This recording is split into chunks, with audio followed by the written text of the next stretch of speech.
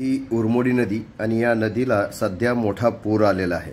बोरगाव तालुका सातारा येथून या नदीचं दृश्य आपण पाहतोय। खरं तर या नदीला उरमोडी हे नाव का पडलं तर त्याचीही एक रंजक कहाणी आहे।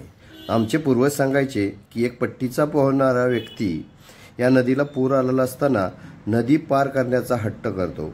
लोकांनी विरोध केला, मात्र त्याने नदीत उडी घेतली। त्यावेळी त्याचा ऊर मोडला आणि तेव्हापासून या नदीला उरमोडी हे नाव पडलं।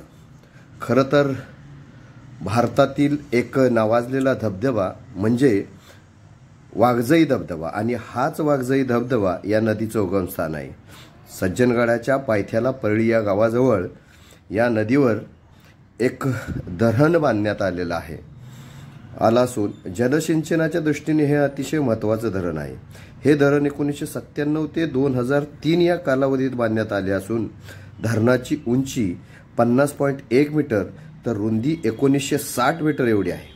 पाणी साठवण्याची क्षमता जवळजवळ 10 TMC एवढी असून सध्या या धरणातून जवळजवळ 5500 ते 6000 क्युसेक्स वेगाने पाणी नदीपात्रात सोडलं जात आहे आणि त्यामुळेच या नदीला सध्या मोठा पूर आलेला आहे।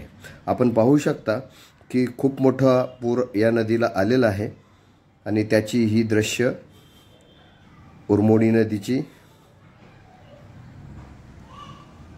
धन्यवाद।